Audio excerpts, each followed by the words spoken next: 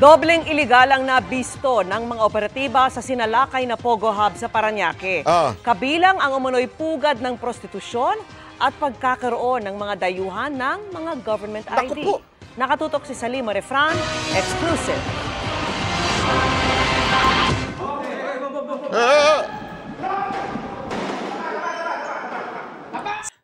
Naturo ko na ba sa inyo, meron mga kalalakihan dito nag-i-spa?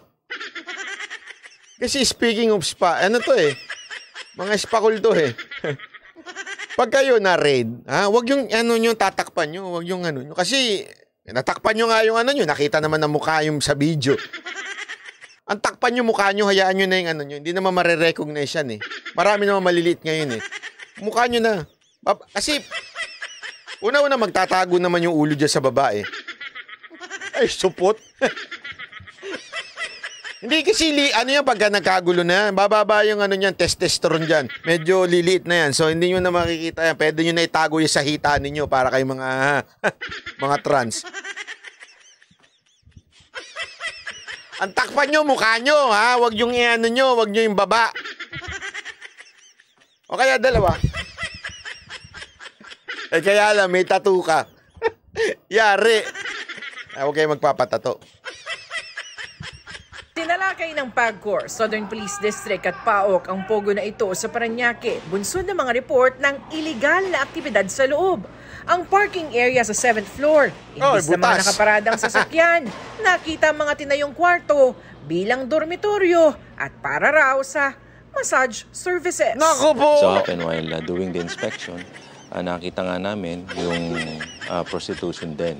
Kung mapapansin nyo, merong mga babae na nandun and then they have rooms na ginagamit nila as prostitution. Itinanggi ng mga nadat ng mga masahistang Pinay na kalaswaan ang kanilang mga serbisyo. 16 na biktima umano ng trafficking ang nailigtas, habang 2 Chinese nationals naman ang inaresto. Sa ibang mga palapag, naroon ang Pogo Hub. Pero illegal man daw ang operasyon, may daang-daang mga... Ganyan ba, Pogo? Akala ko yung kinakain yun. Iba pala yun, iba pala yung Pogo. Pogo pala yun. Mga banyagang Pogo workers na walang maipakitang dokumento. Dadaan sila sa profiling at verification ng Bureau of Immigration. Nadiskubre rin ang mga malalaking vault sa ilang mga kwarto. Sa naunang sinalakay na Pogo naman sa Pasay na nakitaan rin ng prostitution aquarium and spa at torture chamber. Grabe naman. Government IDs ang nasamsam. Bukod sa mga alien employment permits at alien certificate of registration, bungkus-bungkus ang police clearance at mga kaduda-dudang tax identification number o TIN at PhilHealth IDs. Ang TIN IDs na kumpirmang lehitimo at pasok sa BIR data. Grabe, no? May mga ID sila. Buti pa sila may card ng BIR. Yung akin, number lang.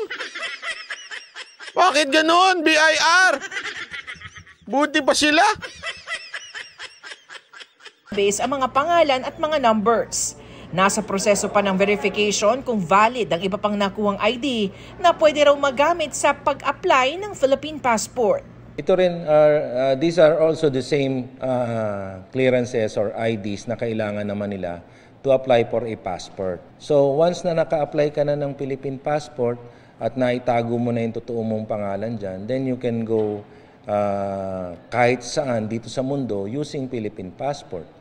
Paano nga kung gumawa ng kalokohan ito sa abroad, ang mabigat dito, siyempre, dala-dala niya yung Philippine passport. Nakita rin doon ang isang Taiwanese fugitive na may waran para sa kasong fraud sa Taiwan. Parang, si Chloe ba yun nasa picture? Parang nagpe-Facebook pa ata ito mga... Si Chloe ba yun si Bibi Jade?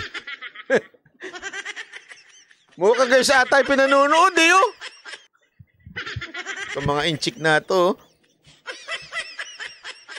Ay nako, ewan ko. Alam mo, hirap na hirap siguro tong PAOK tip na ito, no? Yung nag-handle dito sa mga issue na to. Isipin mo, ang dami niyan.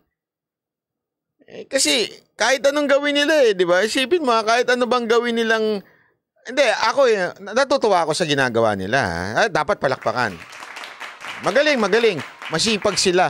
Alang nakakaawa din sila eh. Kasi isipin mo, huli sila ng huli ng huli ng huli. Tapos, yung gobyerno naman natin, papasok ng papasok kayo, pasok kayo, pasok kayo. Pasok mga suki.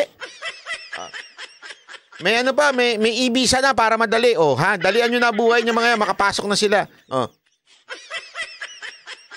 Tapos naman, ito naman, huli ng huli. Kawawa. I mean, kawawa naman yung ginagawa nila, nakakapagod dyan.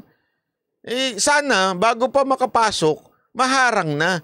Kasi wala rin pinagkaiba sa droga eh, di ba? Yung mga pulis, huli na huli sa mga nagtutulak, huli na huli sa mga ano dito sa Pilipinas, mga adik. Tapos, magtataka ka, bakit non-stop ang pagdating ng droga? Oh. Paano nakakalusot yan? Saan nakakalusot yan? Di ba? Oh, alam naman po natin kung saan nakakalusot yan. Sa customs nakakalusot yan. Parang ganun ang ginagawa natin dito sa mga pogo-pogo na ito eh. Huli tayo na huli ng pogo pero pinababayaan naman natin silang pasok ng pasok sa Pilipinas. Wala rin nangyayari. Di ba? Sana ho naman gagalaw kaya ang immigration dyan? Ang tanong, gagalaw kaya ang DOJ? Kasi di mo na masisisi immigration, Brad. Bakit mo masisisi yun? Bantakin mo sino ba ang boss nila?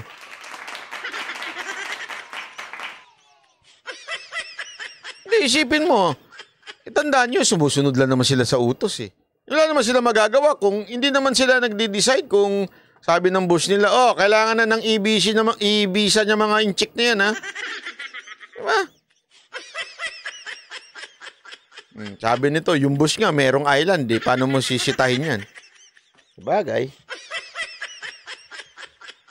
Wala talaga, paurong na itong... Maganda siguro ilagay mo si Tebes at saka si Bantag dun sa island. Baka mapasarap pa yung island.